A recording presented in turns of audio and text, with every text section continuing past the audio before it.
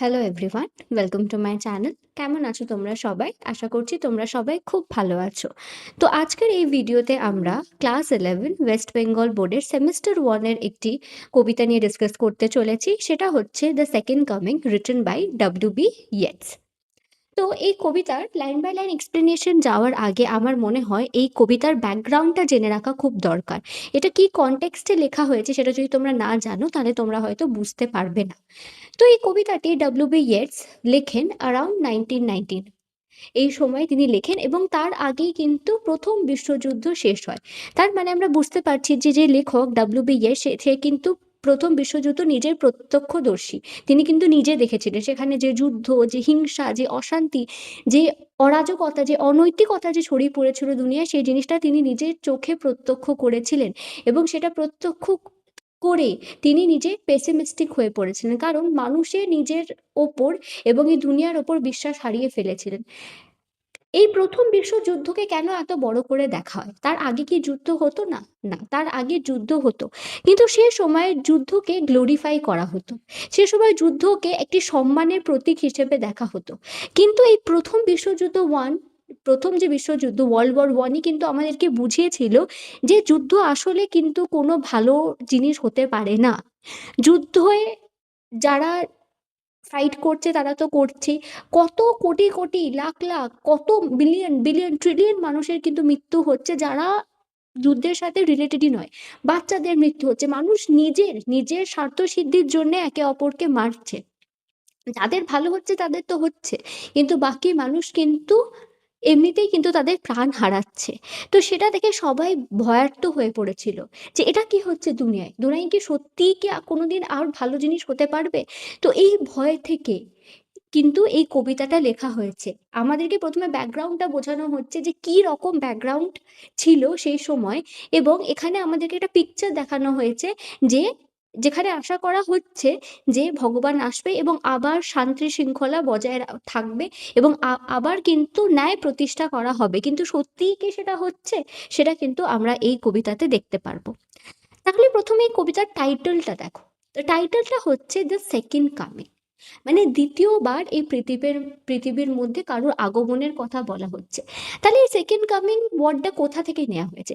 এই second coming জিনিসটা কিন্তু বাইবেল থেকে নেয়া হয়েছে বা খ্রিশ্চান মতে যতবার এই দুনিয়ায় অরাজকতা বা অন্যায় ছেয়ে যাবে, ততবার কিন্তু যীশু খ্রিস্টের আগমন হবে এবং তিনি এখানে ন্যায়, ভালোবাসা এবং শান্তি প্রতিষ্ঠা করবেন। ঠিক আছে? তো এইটাই, এই সেকেন্ড কামিংটা সেই যীশুখ্রিস্টের আগমনের কথা বলছে। যে এত এই যে ওয়ার্ল্ড ওয়ারের পর এত যে অরাজকতা সৃষ্টি হয়েছে, মানুষ একে অপরকে মারছে, যা ইচ্ছা তাই করছে।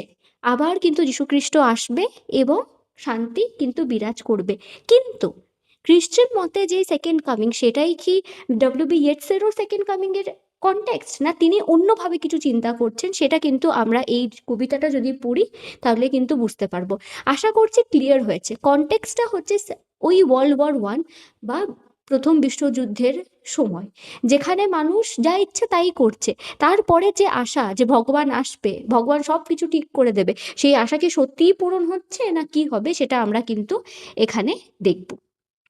তাহলে দেখো, টার্নিং ইন দ্য ওয়াইডনিং জায়ার। জায়ার মানে হচ্ছে এখানে একটি চক্র বা বলয়, যেটা একদম নিচে থেকে মানে আলগা ছোট, ছোট ভাবে শুরু হচ্ছে এবং ওপরে গিয়ে অনেক বড় আকার সেটা নিচ্ছে। যেমন তোমরা হয়তো ঘূর্ণিঝড় দেখেছো। দেখবে নিচে সরুভাবে শুরু হয়ে ওপরে গিয়ে বিরাট একটি আকার ধারণ করে। তো বলছে টার্নিং, ঘুরে, ঘুরে ইন আ ওয়াইডনিং জায়ার দ্য ফ্যালকন মানে হচ্ছে বাজ পাখি, ক্যানট হিয়ার দ্য ফ্যালকনার মানে বাজ পাখির যে ট্রেনার তার কথা শুনছে না। তার মানে এখানে একটি বাজ পাখির কথা বলা হয়েছে যে ওই জায়ারের মধ্যে বা ওই জায়ারের রূপ ধরে সে কি করছে, নিচ থেকে উড়তে শুরু করে ওপরে বৃহৎ একটি অংশে সে কিন্তু উড়ে বেড়াচ্ছে এবং সে কি করছে যে ফ্যালকন যে ট্রেনার যে তার মালিক তার কথা কিন্তু শুনছে না। এখানে দুটো জিনিস আমাদেরকে জানতে হবে। প্রথমে এই যে ফ্যালকন বা বাজ পাখি, এই বাজ পাখিটা কিসের প্রতীক, কার সিম্বল হিসেবে ইউজ করা হচ্ছে? মানুষের সিম্বল হিসেবে ইউজ করা হচ্ছে। এখানে ফ্যালকন নয়, এখানে মানুষ অরাজকতা সৃষ্টি করেছে। মানুষ আর কারুর কথা শুনছে না এবং এই যে ফ্যালকনার বলা হচ্ছে, ফ্যালকনার আমরা ভগবানকে ধরতে পারি বা মোরালিটিকে ধরতে পারি, নৈতিকতাকে ধরতে পারি। যে মানুষ কিন্তু আর ভগবানের কথা শুনছে না, নীতিবোধ এসব মানুষের মধ্যে কিন্তু নেই এবং তারা শুধু মানে হচ্ছে যে তারা উড়ে বেড়াচ্ছে। তারা মানে একদম মানে নিজের যে এরিয়া সেটা ছেড়ে কিন্তু তারা উড়ে বেড়াচ্ছে। তারা যা মন তাই করছে কিন্তু তারা কিন্তু কারুর কথা শুনছে না। এটা কিন্তু ১ম গেল যে ফ্যালকনকে একটা রূপক হিসেবে ধরা হয়েছে কার? মানুষের। এখানে মানুষ যে কারুর কথা শুনছে না। তারপরেও দেখো ফ্যালকনের কথা বলেছে। ফ্যালকন মানে বাজ পাখি। বাজ পাখি কিন্তু কোনো ভালো পাখির হিসেবে আমরা ধরি না। বাজ পাখি কি? আমরা প্রিডেটর হিসেবে ধরি। যেটা কি কোনো ডেড বডি বা কোনো ডেড অ্যানিমালের মাংস খুবলে খায়। তো বুঝতে পারছো যে মানুষকে কিরকম একটি পাখির সাথে তুলনা করা হয়েছে, যারা হচ্ছে প্রিডেটার পাখি, যারা কি হচ্ছে অন্য মানুষের রক্ত মাংস এসবগুলো খুবলে খুবলে খায়। সেরকম মানুষের মধ্যে কিন্তু আর পায়রা হওয়ার মতন কোয়ালিটি নেই। তারা কিন্তু এবারে ফ্যালকন হয়ে গেছে, বাজ পাখি হয়ে গেছে, যে একে অপরকে মেরে একে অপরের মাংসে খেয়েই কিন্তু তারা নিজেদের শান্তি করছে। থিংস ফল অ্যাপার্ট, তার মানে জিনিস সব লুজ হয়ে পড়ে যাচ্ছে, সব এদিক ওদিক জিনিস বিখরে রয়েছে, কোনো জিনিসের কিন্তু ঠিক ঠিকানা নেই। The centre can not hold, centre মানে কোনো কোনো সেন্টার মানে কি, কোনো জিনিসের সেন্টার মানে হচ্ছে তার ভিত, তার ভিতটা কিন্তু নড়বড় হয়ে গেছে, সেই ভিতটা কিন্তু সব কিছু এক করে ধরে রাখতে পারছে না। এবারে এই সেন্টারটা তোমাদেরকে মনে রাখতে হবে যে মানুষের জীবনের সেন্টার কি। এখানে সেন্টার বলতে ভগবানের কথা বলা হয়েছে, কারণ এটা যে সময় লেখা হচ্ছে সে সময় কিন্তু ভগবানকে মানুষের জীবনের সেন্টার বলে মনে মনে করা হতো, যে ভগবানকে ঘিরেই কিন্তু তারা সব কাজ করতো। কিন্তু একটা নর্মাল মানুষের জীবনের সেন্টার অনেক কিছু হতে পারে। আমি তোমাদেরকে ধরো এক্সাম্পল দিচ্ছি। ধরো আমি খুব ভগবানে বিশ্বাস করি, ঠিক আছে? এবারে আমি কারোর একটা ঘর গেলাম, দেখলাম যে তার ঘরে কোনো একটা টেবিলে কিছু টাকা পড়ে রয়েছে, ঠিক আছে?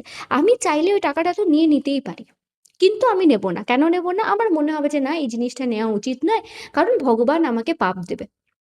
অনেক কাজ আমরা আমরা কিন্তু নর্মালি, অনেক মানুষ অনেক খারাপ কাজ করতে পারে কিন্তু আমরা করি না কেন? কারণ আমরা কিছু জিনিসে বিশ্বাস করি যেটা আমাদের জীবনের সেন্টার, যেগুলো আমাদেরকে মানে নৈতিকতার পথে কিন্তু আমাদেরকে চলতে সাহায্য করছে। আমি যদি ভগবানকে খুব বিশ্বাস করি, তখন আমার মনে হবে না আমি এই কাজটা করবো না, ভগবান আমাকে পাপ দিতে পারে।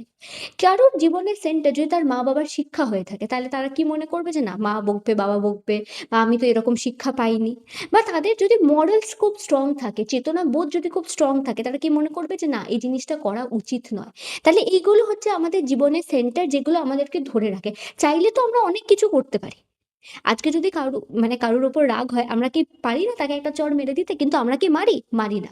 কারণ আমরা মনে করি যে না, এটা উচিত নয় বা এটা ঠিক নয়, এটা ভুল নয়। তো এটা হচ্ছে আমাদের জীবনের সেন্টার, যেটা আমাদেরকে মানুষ হতে সাহায্য করে।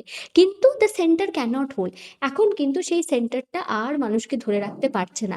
ভগবানের ওপর যারা বিশ্বাস করে, ভগবানের যে কথা, ভগবানের যে পাপ পুণ্য, এই জিনিসগুলো কিন্তু মানুষকে আর ধরে রাখতে পারছে না। মানুষ কিন্তু একদম বিশৃঙ্খল হয়ে গেছে, তাদেরকে আর ধরে রাখা যাচ্ছে না। মেয়ার anarchy is লুজেন্ড upon the world, মেয়ার মানে শুধুমাত্র অ্যানার্কি, অরাজকতা কিন্তু ছড়িয়ে পড়েছে গোটা রাজ্যে। কোনো রাজা নেই, কোনো শাসক নেই, কেউ কারোর কথা শুনছে না। সবাই একে অপরকে মারছে, রক্তস্খলন করছে, যা খুশি তাই করছে। অ্যানার্কি, অরাজকতা ছেয়ে গেছে কিন্তু এই দুনিয়ায়।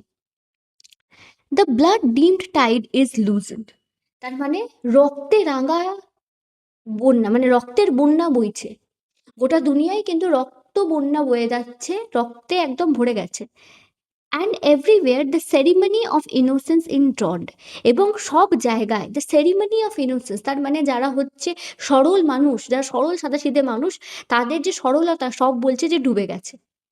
কোনো সরল মানুষ কিন্তু আর, মানে বেশিরভাগ সরল মানুষ তো বেঁচেই নেই, এবং যারা বেঁচে রয়েছে তারা আর সরলতা ধরে রাখতে পারছে না। The best lack all conviction, যারা ভালো মানুষ তারা কিন্তু সব যে আত্মবিশ্বাস, সেই আত্মবিশ্বাস কিন্তু হারিয়ে ফেলেছে। কেন হারিয়ে ফেলেছে? চারিদিকে তারা এত খারাপ কাজ দেখছে, এত খারাপ মানুষে ভরে গেছে দুনিয়া, দেখছে, তারা আর ভালোটা কি করে ধরে রাখতে পারবে? তারা আর ভালো ধরে রাখতে পারছে না। ওয়াইল দ্য ওয়ার্স্ট, এবং সেই সময় কারা, যারা খারাপ, আর ফুল অফ প্যাশনেট ইন্টেন্সিটি, তার মানে কি হচ্ছে, তারা হচ্ছে নিজেদের মধ্যে একদম প্যাশনেট, মানে হচ্ছে তীব্র উৎসাহে ভর্তি। তারা তো বুঝতে পারছে যে এটা তো এবারে আমাদেরই দুনিয়া, আমরা যা মন তাই করতে পারবো। এবং যারা ভালো মানুষ তারা কিন্তু জড়সড় হয়ে জবুথবু হয়ে কিন্তু ঘরে ঢুকে গেছে। তারা আর কিন্তু নিজেদের আত্মবিশ্বাস ধরে রাখতে পারছে না। তারা এত খারাপ মানুষের সাথে আর কিন্তু লড়াই করতে পারছে না। তো এটা গেল ১ম স্ট্যান্জা। ১ম স্ট্যান্জাতে আমাদেরকে পুরো ওয়ার্ল্ড ওয়ার 1 এর এবং তারপরে সিচুয়েশনটাকে ডেসক্রাইব করা হচ্ছে যে কিভাবে মানুষ একদম পশুর মতন আচরণ করছে। পশুদের মধ্যে তো একে অপরকে আমি সবসময় এটাই এক্সপ্লেন করি যে পশুদের যদি আজকে একটা লায়ন অন্য কোনো একটা ডিয়ার একটা হরিণকে মেরে খাচ্ছে, এটা কিন্তু রুল অফ ল। কারণ ওই পশুটাকে বেঁচে থাকার জন্যে, লায়নকে বেঁচে থাকার জন্য তাকে কিন্তু ওই হরিণকে মারতেই হবে। সেটা সে তার নিজের নেসেসিটির জন্য করছে, সেটা তার দরকার। কিন্তু সত্যিই কি আজকে আমার একটা মানুষকে বেঁচে থাকার জন্য অন্য মানুষকে মারা খুব দরকার নয়। কিন্তু আমরা লোভ, লালসা এসবে ডুবে কিন্তু আমরা মানুষকে মারতেও কিন্তু আমরা দ্বিধাবোধ করছি না। তো এটাই হচ্ছে সেই দুনিয়া, যে দুনিয়াটাকে মানে একদম ঘৃণা করছে ডব্লিউ.বি. ইয়েটস, যে এইরকম দুনিয়া কিন্তু হয়ে গেছিল আফটার ওয়ার্ল্ড ওয়ার 1। ঠিক আছে? তারপরে দেখো কি বলছে, খুব ইম্পর্টেন্ট এই স্ট্যান্জাটা বোঝা। Surely some revelation is at hand. Surely the second coming is at hand. তো দেখো কি বলছে, যে নিশ্চিতভাবে সাম রেভিলিয়েশন, তার মানে হচ্ছে যে কোনো কিছু তো হতে চলেছে, কোনো কিছুর মানে আমরা যদি কোনো মহৎ ঘটনা কিন্তু ঘটতে চলছে বা কোনো কিছু কিন্তু আমরা বিশাল কিছু একটা হতে চলছে।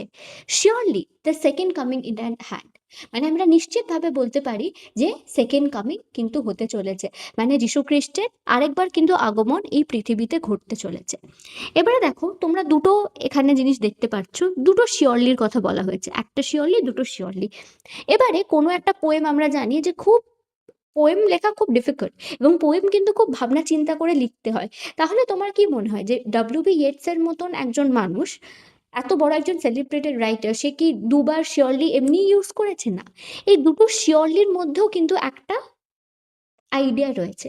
তার মানে কি অনেক সময় তোমরা দেখবে যে যখন আমরা কোনো জিনিস নিয়ে শিওর হই না বা যখন আমরা কোনো জিনিস নিয়ে নিশ্চিত হই না, তখন আমরা নিজেকে বোঝানোর জন্য কিন্তু আমরা ওয়ার্ডের রিপিটেশন করতে থাকি।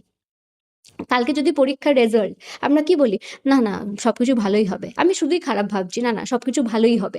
তো এই যে বারবার একটা জিনিস আমি রিপিট করছি, এই রিপিটেশনটা কিন্তু আমরা তখনই করে থাকি যখন আমরা কোনো জিনিস নিয়ে সিওর হই না।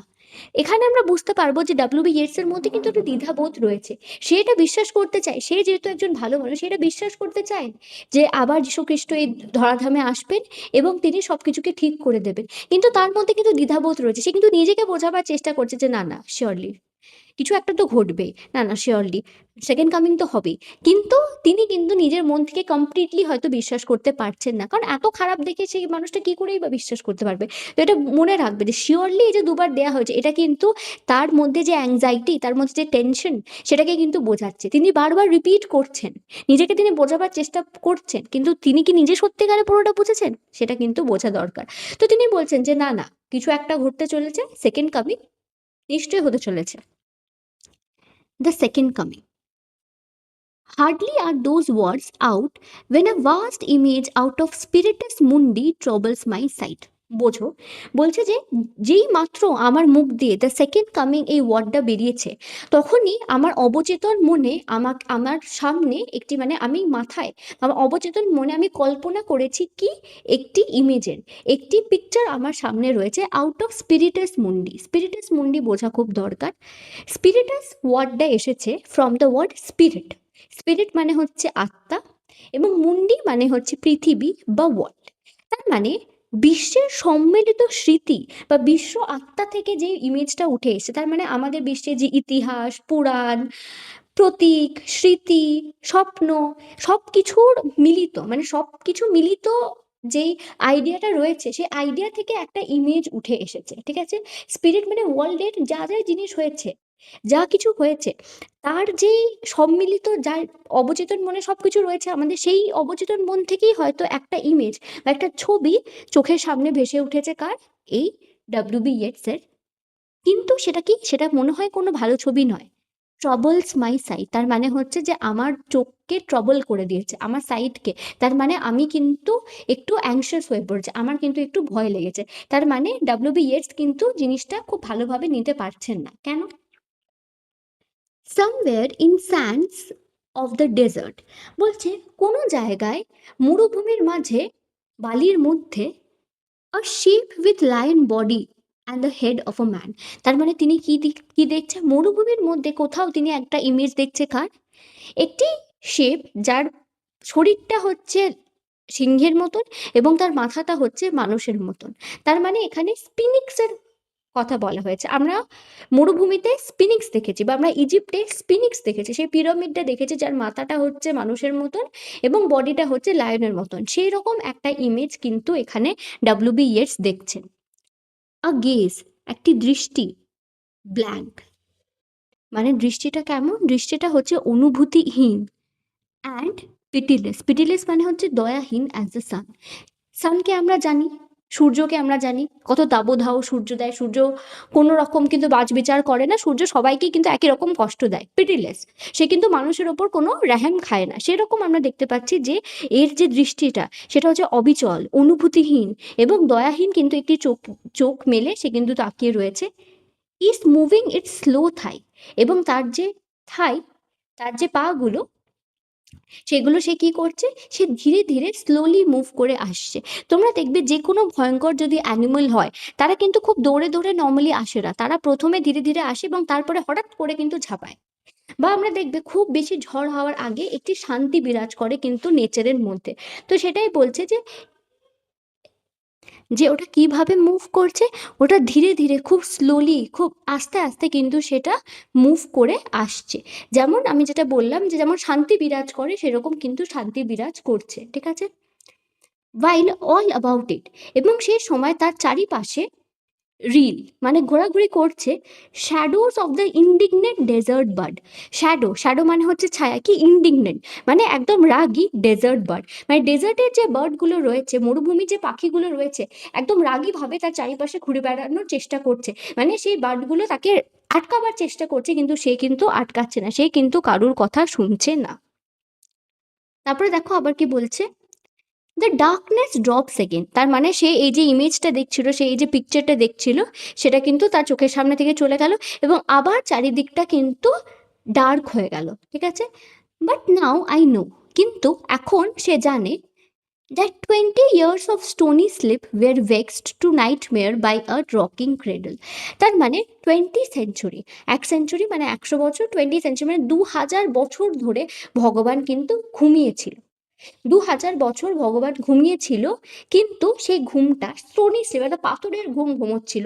ওয়ের ভেক্সড, ভেক্সড মানে হচ্ছে তাকে রাগিয়ে, মানে তাকে বিরক্তিভাবে কে জাগিয়ে তুলেছে? নাইটমেয়ার, মানে তার ঘুমটা এখন দুঃস্বপ্নের মতন হয়ে গেছে।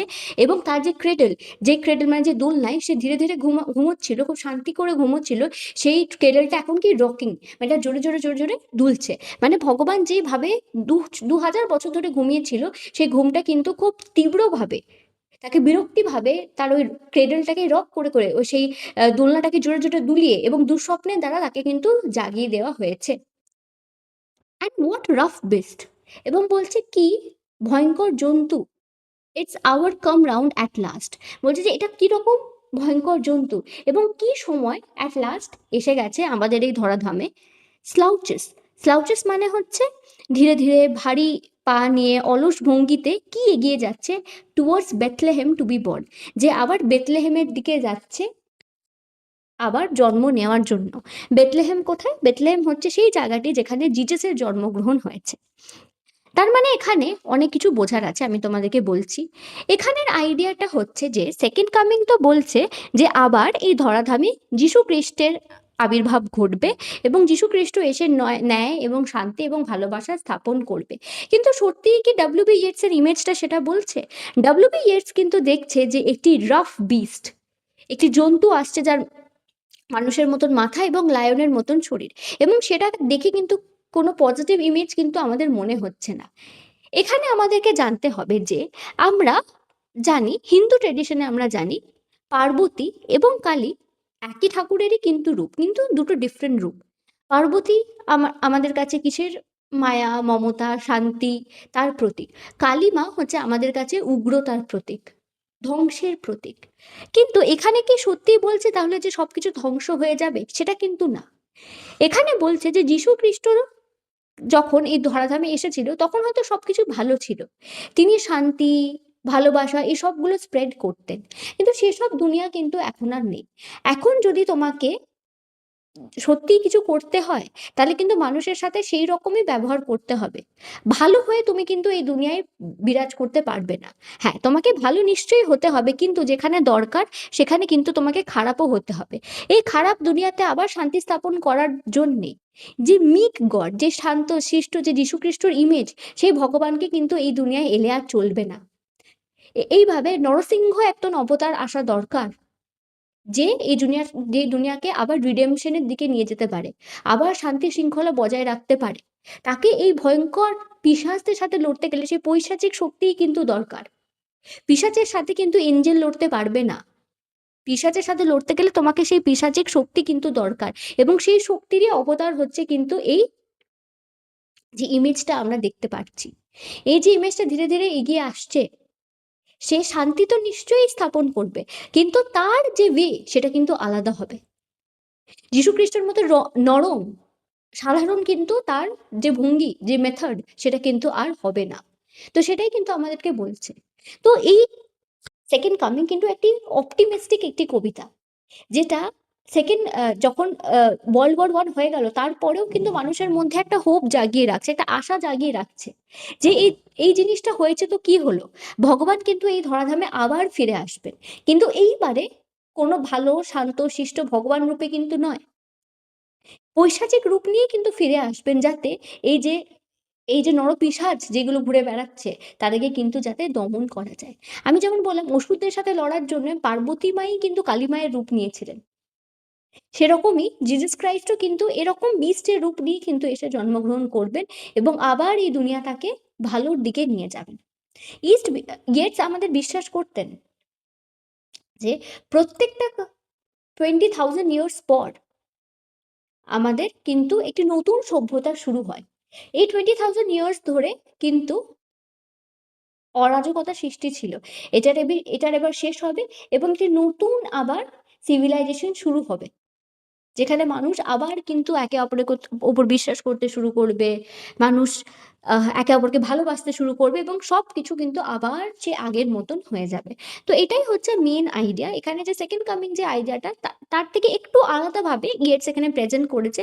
আইডিয়া একই। কিন্তু এটাই বলতে চেয়েছে যে এবারে কেউ যদি ইট তোমাকে মারে, তাহলে তোমাকে পাটকেল কিন্তু মারতেই হবে। তাকে যদি গান্ধীজির মতন বলো যে এক গালে চড় মেরেছো তো আরেকটা গাল বাড়িয়ে দাও, তাহলে কিন্তু হবে না। তো এটাই বলছে। তো আশা করছি যে তোমরা বুঝতে পেরেছো। যতটা ইজিলি হয় আমি তোমাদের বোঝাবার চেষ্টা করেছি। যদি কোনো প্রবলেম থেকে থাকে তাহলে নিশ্চয়ই কমেন্ট সেকশনে কমেন্ট করবে, আমি রিপ্লাই দেওয়ার চেষ্টা করব। And please do like, share and comment and subscribe to my channel, এবং আবার দেখা হবে একটি নতুন ভিডিও নিয়ে খুব তাড়াতাড়ি। Thank you and bye by.